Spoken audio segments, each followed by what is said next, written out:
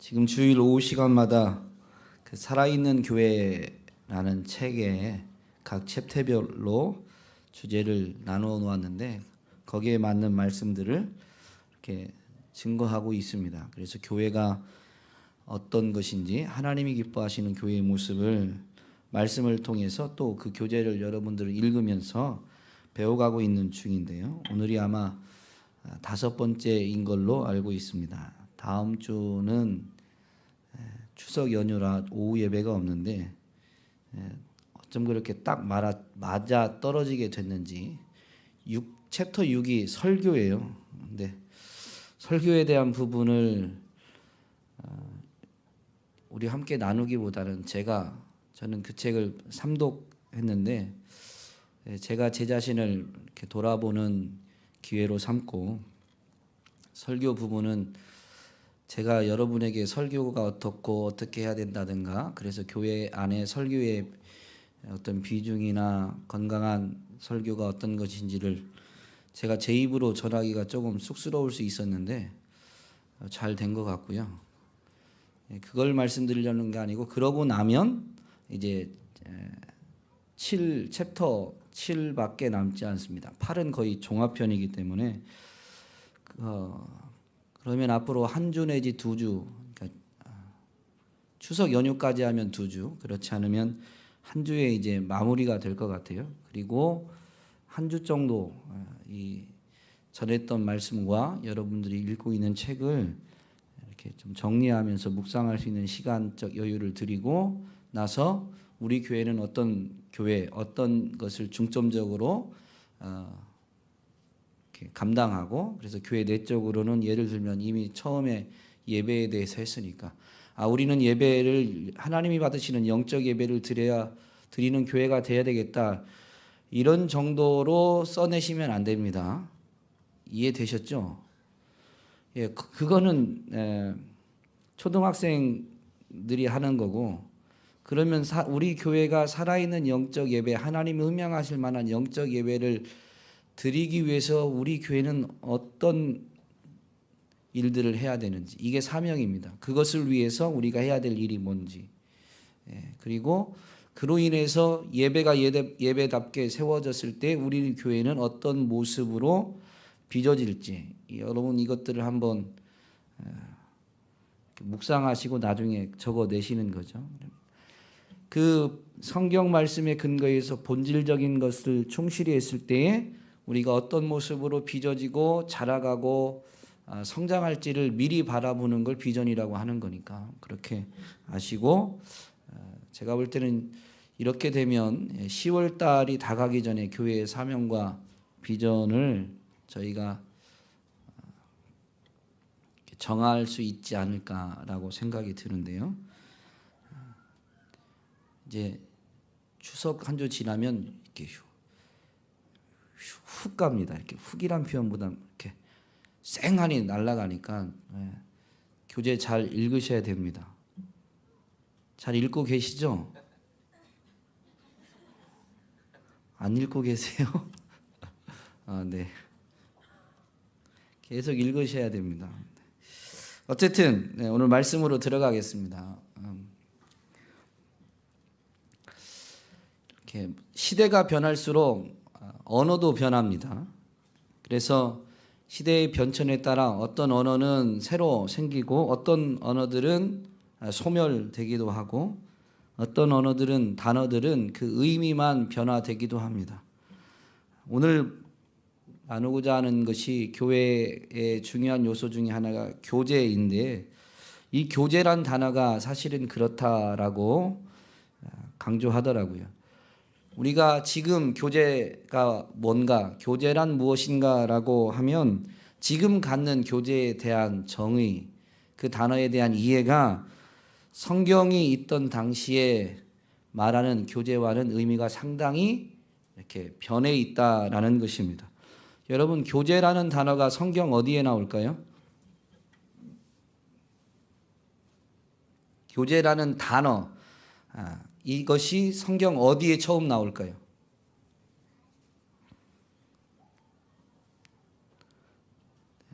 오늘 본문은 왜 읽었을까요?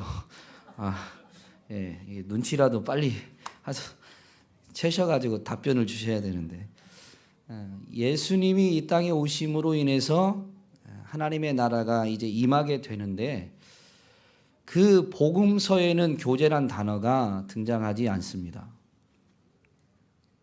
사도행전에서 처음으로 교제라는 단어가 등장합니다. 굉장히 의미 있는 거죠. 어쨌든 이 성경에서 말하는 교제라는 단어, 그 의미가 오늘날 우리가 이해하는 것과는 거리가 먼데, 여러분은 교제 그러면 어떻게 생각하세요? 남녀 간에 썸 타고 만나는 것이 교제 맞나요?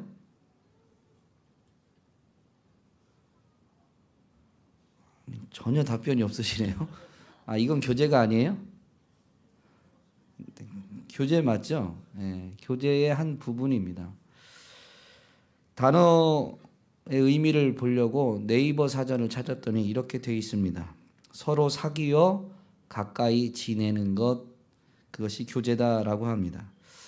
그런데 성경에서는 이 교제라는 의미를 우리가 이해하기 위해서 뭔가 연구할 때 보면요, 반대적 의미를 먼저 살펴봄으로 인해서 그 단어나 그것의 의미를 더 쉽게 이해할 수 있는 경우들이 많은데, 이 교제란 단어도 좀 그렇습니다.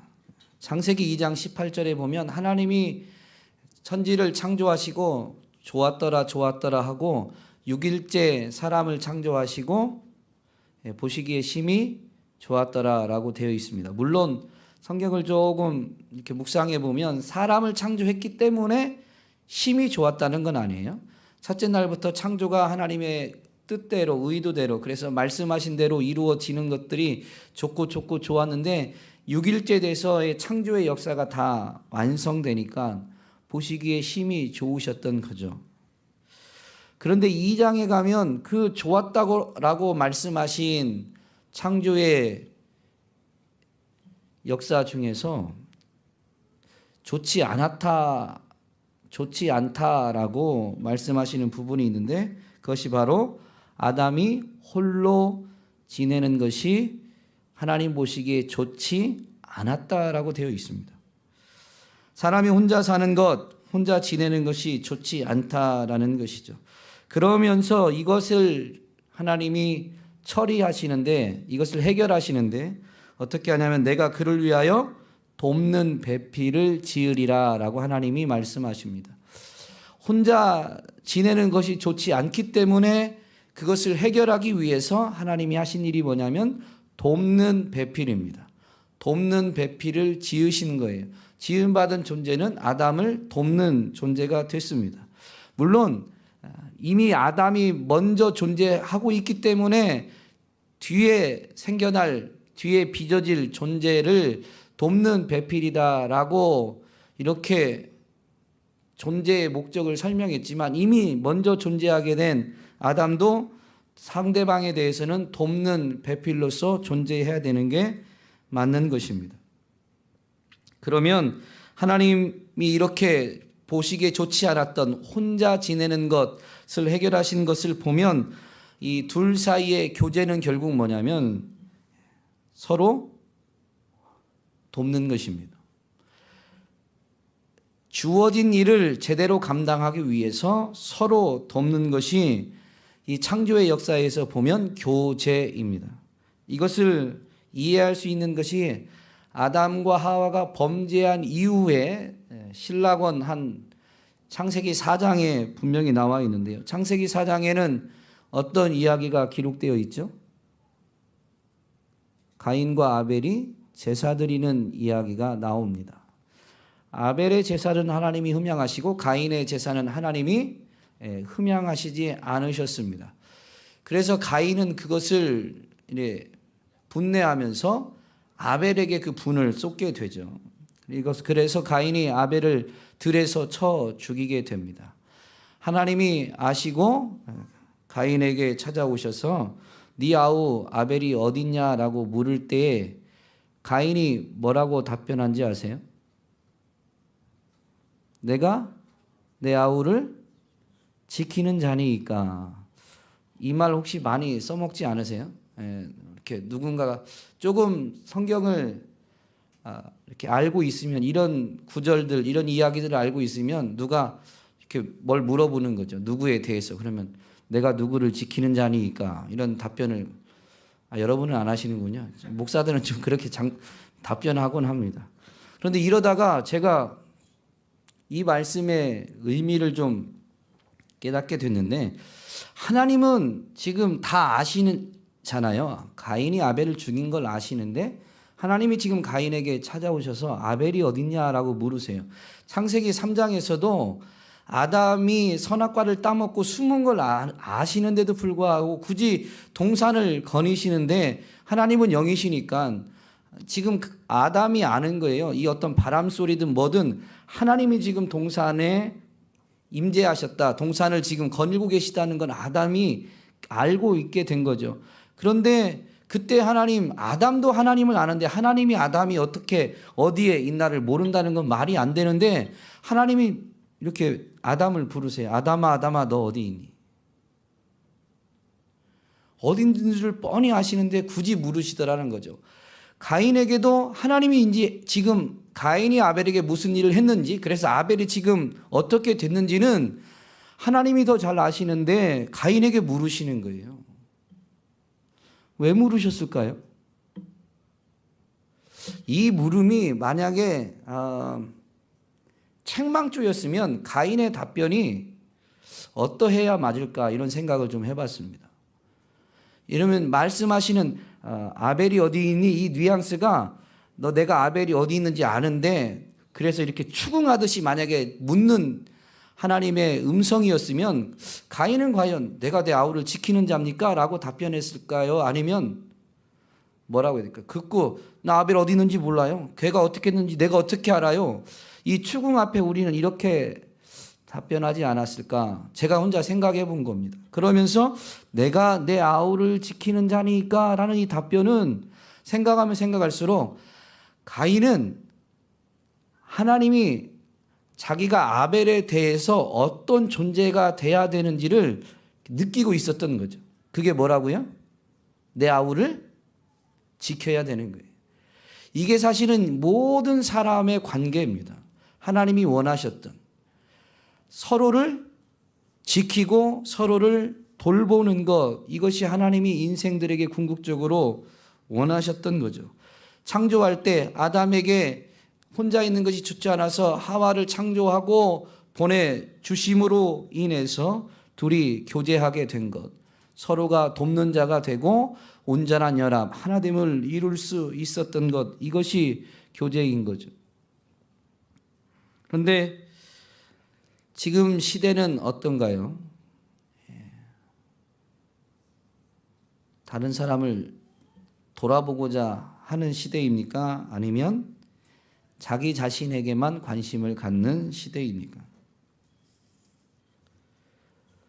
오늘날 시대는 다른 사람에 대해서 그다지 관심을 갖지 않습니다. 다른 사람에 대해서 관심을 가질 경우는 그 사람과의 관계에서 내게 유익이 있을 때는 다른 사람에 대해서도 관심을 갖지만, 궁극적으로 자기 이익, 자기 편리가 아니면 다른 사람에 대해서 관심을 갖지 않는 시대인 것 같습니다.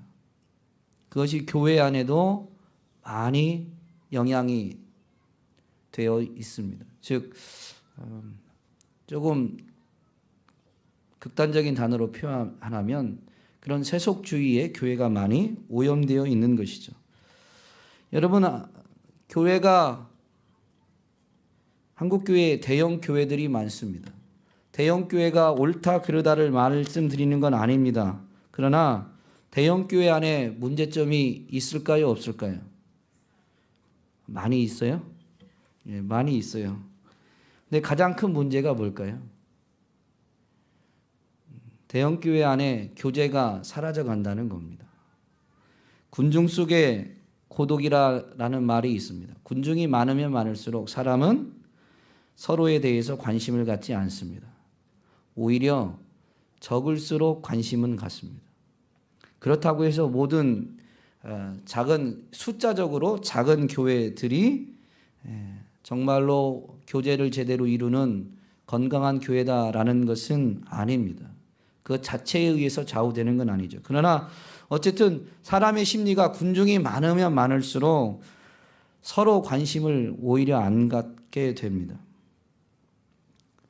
그래서 한국교회 대형 교회들이 더 많이 생기고 있는 것 같아요. 세속주의의 영향으로 인해서 나도 누군가에게 관심 갖고 싶지 않고 다른 사람도 굳이 내게 관심을 주지 않았으면 하는 바램이 있어서 대형 교회를 찾고, 그러다 보니 대형 교회는 점점 더 커지게 되는 그런 현상들이 일어나고 있는 것은 아닌가 생각됩니다.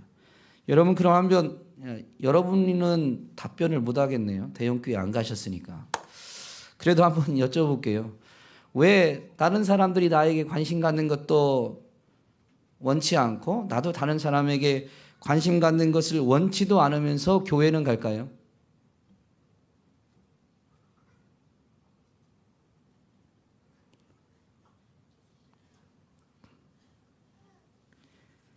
다른 사람들에게 관심을 갖고 그래서 다른 사람들과 교제를 갖는다는 것은 여러분 수고와 희생을 치러야 된다는 의미입니다. 아까 썸 타고 남녀 간에 썸 타고 그래서 만나고 더 가까워지는 것에도 분명히 수고와 희생이 필요한 거죠. 다만 이 콩깍지가 쓰였을 때는 수고와 희생인 줄 모르는 거죠. 하나님이 참 대단하세요. 그게 수고고 희생인 줄 알았으면 여러분 결혼했겠습니까? 그것 자체가 일찍 나가서 그 사람을 기다리고 이런 것들이 사랑하는 그런 사람이 아닌 진짜 객관적인 어떤 다른 사람을 기다릴 때처럼 그 느낌 그대로를 만약에 갖게 만들었다면 정말로 그 사람과 교제가 지속되고, 옆에 계신 분 얘기예요 지금. 그 사람과 교제가 지속되고 이렇게 결혼까지 할 수 있었겠냐 이거죠. 하나님이 정말로 위대하신 거죠.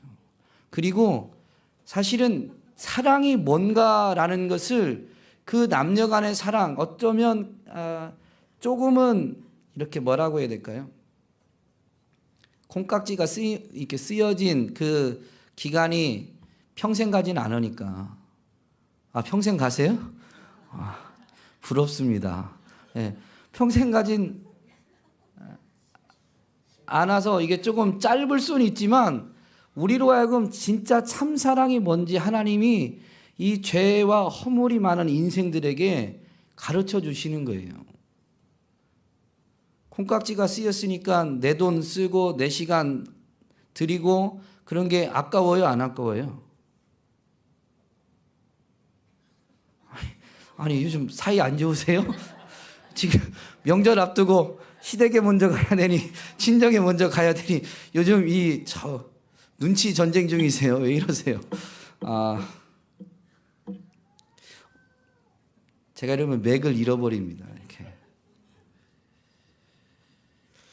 그런 걸 드리는 것이 아깝지 않은 거죠. 그게 희생이 아닌 거예요. 도리어 즐거움인 거죠. 교제가 다 그렇습니다. 반드시 수고와 희생을 동반하는데요. 사람은 그 수고와 희생을 치르려고 하지 않는 것뿐입니다. 그런데도 교회를 가는 이유는 신앙의 열매, 신앙을 통한 이득은 원하기 때문이겠죠. 좀 더 극단적으로 얘기하면 하나님이 베푸시는 복은 필요하니까, 하나님이 베푸시는 은혜는 필요하니까 교회는 가긴 가야 되겠고, 그러나 교회에 가서 내 수고와 희생을 통해서 교제를 이루며 교회의 교회됨을 위해서는 헌신하고 싶지 않으니까 군중이 많은 곳에 가고, 그래서 누가 나에게 관심 갖는 것도 원치 않고 나 또한 누군가에게 관심을 두며 그 사람과 교제를 하는 것을 원치 않는 것이 대형교회에서 이루어지는 모습이 아니겠나 싶습니다. 대형교회만 그렇다는 건 아닙니다. 작은 교회도 안타깝지만 이런 경우들이 많이 있을 수 있습니다. 작은 교회도 굳이 내 신앙만 지키면 되지, 누군가에게 관심 갖고 그 사람과의 교제를 위해서 굳이 수고와 희생을 해야 되는가라는 생각 갖고 있는 이들이 개척교회에서도 작은 교회에서도 있을 수 있더라라는 것입니다. 오늘 사도행전 2장에서 초대교회가 이루어졌는데요. 그들은 사도의 가르침을 받아서 교제하게 됐습니다. 그리고 43장부터 그 초대교회에 있는 모습들을 보면 그들은 모이기에도 힘썼을 뿐만 아니라 각자의 집에서도 모였습니다. 즉 가정에서 소그룹으로 모인 것이죠. 지금 이 사도행전 2장은 베드로의 오순절 성령 임재를 통한 베드로의 설교를 통해서 3,000명이 회개하고 죽게 돌아온 교회가 대형 교회입니다. 갑자기 대형 교회가 됐어요. 그러니까 서로가 서로를 알아가는데, 교제하는 데 있어서는 이 대그룹의 모임을 통해서는 쉽지 않았거든요. 그럼에도 불구하고 모이기에 힘썼지만 그 모이기에 힘쓴 것은 성전에 모이는 것뿐만이 아니라 각 가정에서 모이는 것도 힘썼다라는 것이죠. 집에서라고 되어 있습니다. 집에서 떡을 떼며 교제하는 모습을 이렇게 설명해 주죠. 이 소그룹이 오늘날도 필요한 줄로 믿습니다. 적을수록 누군가에게 관심을 갖고 그 관심에 나의 희생, 나의 수고를 들여서 관계를 이루고 더 친밀한 관계로, 그래서 서로를 더 돕는 관계로 나아갈 수가 있는 것입니다. 만약에 대형 모임에서 한다면 그 내 수고와 희생을 통해서 다른 사람들을 다 돕기 전에 우리는 먼저 겁에 질리거나 지쳐서 쓰러질 수 있는 것입니다. 진정한 교제를 위해서 오늘날 교회에는 바로 이 소그룹이 필요한 것이죠.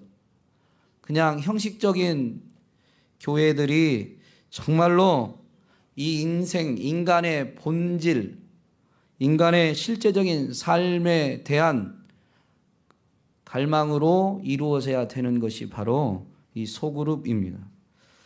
세속화된 그 물결, 세속화의 영향은 말할 것도 없고, 이 세속화된, 즉 세상을 거스르는 힘이 바로 이 소그룹 모임을 통해서 생겨날 수 있습니다. 점점 자기 자신만을 생각하는 이 세상에서 남을 생각하고 남을 돌아보는, 서로를 돕는 그 아름다운 모습을 보여줄 수 있는 것이 바로 교회요. 교회 안에서도 가장 작은 소그룹들이 될 수 있습니다. 그러면 세상에 있는, 세속 사회에 있는 사람들, 그들도 사실은 뭐에 목말라 하는 거죠? 바로 이 사랑, 교제에 목말라 하고 있습니다.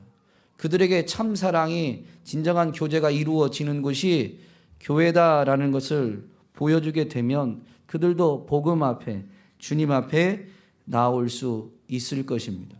오늘 우리 온육교회가 교제를 이루는데 소그룹을 통해서 성경적인 교제를 이루었으면 좋겠습니다. 그리고 그런 것들이 모여서, 훈련되고 모여서 우리 교회 전체가, 소그룹이 아니어도 교회 전체가 성경적인 교제, 하나님이 원하셨던, 기뻐하시는 그 교제를 이루었으면 좋겠습니다. 그러면 오늘 본문에 있는 이 신약 성경에서 처음 나오는 이 교제라는 단어를 한번 살펴보겠습니다. 많이 들으셔서 알고 계신 분들도 있을 줄로 생각합니다.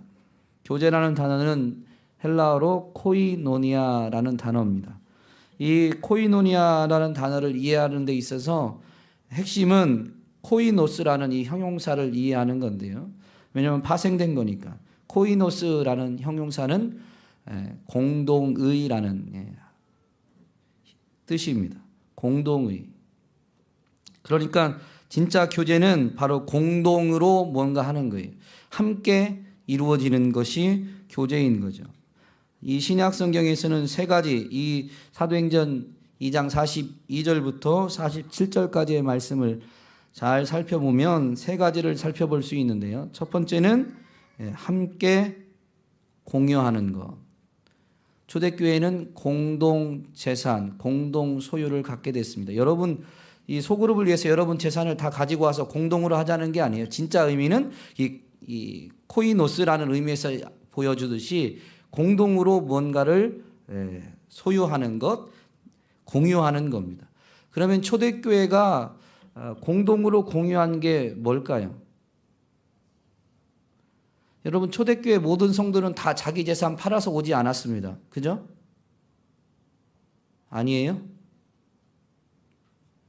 여러분도 재산 다 팔아 오실 거예요? 초대교회가 모델인데, 근데 초대교회 자기 재산 다 팔지 않았어요. 자기 재산 팔았으면 그 46절에 날마다 마음을 같이하여 성전에 모이기를 힘쓰고 집에서 누구 집이겠어요? 그 성도 집이에요. 그러니까 그 성도가 자기 소유의 집이 있는 사람들이 있어요. 그걸 팔지 않았고 거기서 그냥 모인 거예요.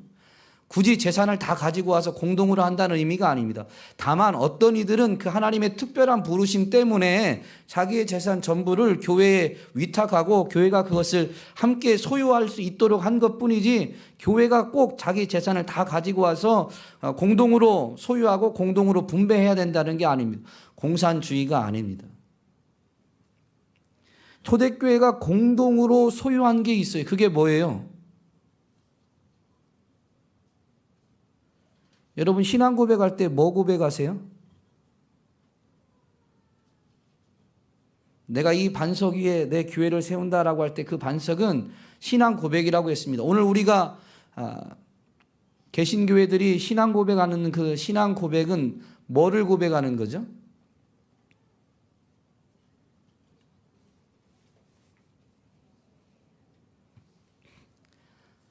성부 하나님, 성자 하나님, 성령 하나님을 고백하는 겁니다.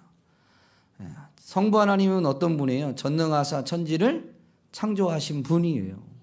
그리고 성자 하나님, 즉 예수 그리스도, 성령으로 잉태되고 본디오 빌라도에게 고난받고 죽으셨을 뿐만 아니라 부활하셔서 승천하셔서 하나님 우편에 계시다가 다시 심판하러 오시는, 다시 재림하실 분임을 고백하는 거예요. 그리고 또 뭐를 고백하죠? 성령을 고백합니다. 물론 교회도 고백하고 여러 가지를 고백하지만 그 성령 하나님에 의해서 교회가 오늘 보면 알 수 있듯이 교회가 이루어진 거고, 그 교회의 모임을 통해서 이후에 누릴 그 신앙인들의 특권들이 다 성령의 역사이기 때문에 교회가 공유한 것은 바로 성부 하나님, 성자 하나님, 성령 하나님, 즉 하나님을 공유한 거예요. 신앙이 그 내용이 같다라는 겁니다. 함께 그걸 공유한 거예요. 그래서 교회가 연합할 수 있는 거예요. 여러분 옆 사람 보세요. 똑같이 생겼어요? 물론 생긴 것도 다르고 성격은요 말할 것 없죠. 얼굴 외형뿐만이 아니라 성격은 더 달라요. 더. 부부간에 옆 사람도 그런데 여기 다 모아놓으면 얼마나 가지각색이겠습니까? 근데 뭐가 우리가 함께 공유하겠냐 이거죠. 바로 이 신앙의 대상이신 하나님을 우리가 함께 공유하는 것입니다. 이것 때문에 달라도 하나 될 수 있는 거예요. 여러분 이게 굉장히 중요합니다. 이게 교제예요. 이걸 공유하고 있다는 것이 교제의 한 특징입니다. 그러니까 누군가 다르면 꼴보기 싫은 게 아니고요. 그래도 그 사람이 하나님을 공유하고 있으면 나도 하나님을 이렇게 믿고 하나님을 아버지로 모시고 그 성령을 의지해서 살아가고 있는데 당신도 그러네요. 다른 거야 뭐. 핵심은 이거다라는 거죠. 이 함께 공유하는 것. 그리고 이렇게 그 하나님 때문에 여기 모인 공동체가 함께 공유할 수 있는 것들이 또 있습니다. 바로 지금 하고 있는 교회의 사명, 비전 같은 경우는 함께 공유할 수 있는데, 왜냐하면 이런 것들이 다 성령의 역사이기 때문에 그 성령 하나님을 함께 공유하는, 함께 나누게 되면 그 성령 하나님에 의해서 이루어진 일들은 함께 나눌 수 있는, 함께 소유할 수 있는 것입니다. 두 번째로 함께 봉사하는 것입니다. 각자마다 달란트가 다르지만 모여서 하나 되고 그 모인 힘으로 교회가 어떤 일들을 감당하게 되는 것이죠. 교회가 해야 될 선교와 전도와 구제가 대표적입니다. 이것은 우리가 함께 이루는 일이지 누구 한 사람이 해야만 하는 일도 아닙니다. 물론 각자도 이 일에 헌신해야 되지만 내 힘으로 할 수 없는, 나 혼자서는 할 수 없는 그 일에 우리가 함께 섬김으로 인해서 하나님의 역사를 분명히 이루어가고 그 하나님의 역사를 맛보게 되는 것이죠. 이것이 교제입니다. 전혀 다른, 그리고 달라도 참 다른 그런 특징들, 성격들, 재능들을 갖고 있는데도 불구하고 함께 일할 수 있다는 것, 함께 섬길 수 있다는 것이 진정한 교제인 것이죠. 그리고 세 번째로는 서로에게 책임을 갖는 것입니다. 즉 서로 나누는 것이죠. 여러분, 제가 저희 교회 이제 이렇게 오게 되면서 처음에는 그런 생각은 갖고 있었는데 확신을 아주 갖게 됐어요. 그게 뭐냐면 여러분 예배 시간마다 빼놓지 않은 적이 없었던 것 같기도 한데 무슨 얘기냐 이게. 빼놓은 적이 있다는 얘기예요. 그러나 대부분은 이렇게 기도하게 됐는데 우리 중에 아픈 사람들, 연약한 사람들을 위해서 기도하는 겁니다. 아픈 건 내가 아니니까 그냥 지나갈 수 있는 게 아니고요. 교회 온육교회 부임하면서 하나님 교회를 위해서 제가 처음으로 제일 먼저 해야 될 게 뭘까요? 라고 했는데 치유와 회복을 위해서 기도하는 것이라고 이제 메모를 해놨어요. 그러고 와서 이제 섬기게 되면서 성도님들과 대화를 시작하니까 참 아픈 분들이 많으시더라고요. 웃으시면 어떻게 하세요? 참 아픈 분들이 많은데 이게 사역의 방향은 하나님이 주신 게 맞구나 이런 생각도 들지만 그게 참 누차 얘기하지만 불편했습니다. 여러분 그분의 아픔, 그분의 약함이 우리 몫이에요. 아무도 아멘을 안 하시네요. 주님이 그렇게 가르쳐 주셨습니다. 주님이 가르쳐 주신 기도에 제일 많이 반복되는 단어가 뭔지 아세요? 주기도문에서 제일 많이 반복되는 단어. 우리입니다. 우리. 주님이 기도를 가르쳐 주셨는데 하늘에 계신 나의 아버지라고 안 가르치시고 우리 아버지라고 가르치시고 오늘날 우리는 기도에서 하나님 내게 뭐가 필요합니다. 일용할 양식이 필요하고 뭐가 필요한데 주님은 뭐라고 기도하라고 가르쳐 주셨어요? 오늘날 우리에게 일용할 양식을 주는데 우리입니다. 우리. 나는 일용할 양식이 갖춰졌어요. 그런데 누군가는 일용할 양식이 없다. 그러면 우리에게 일용할 양식이 지금 주어진 거예요? 안 주어진 거예요? 아직 안 주어진 거예요. 그래서 기도하라는 겁니다.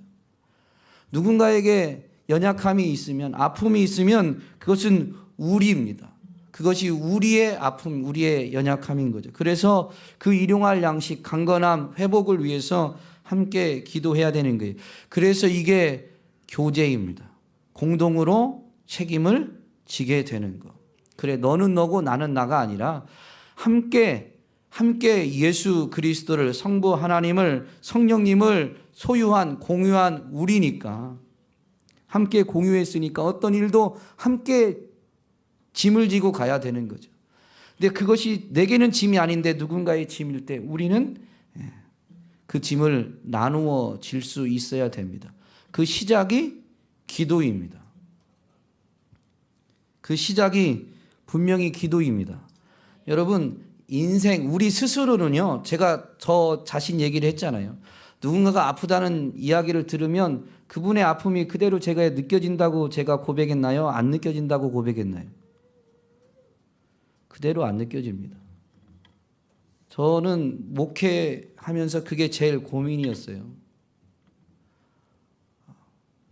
배우기는 목사가 성도의 아픔을 자기 아픔으로 성도의 문제를 내 문제로 여기고 기도해야 하라고 하는데 누가 아프다는데 아픈가 보다. 이게 예전에 처음 목회 안 하려다가 부름받아서 갔을 때 첫 반응이었습니다. 아프다는데 아픈가 보다. 그분의 그 아픔이 제게 느껴지지가 않는 거예요. 그래가지고 미국에서 유학했을 때 어떤 목사님과 교제할 때 제일 심각한 고민이 이겁니다.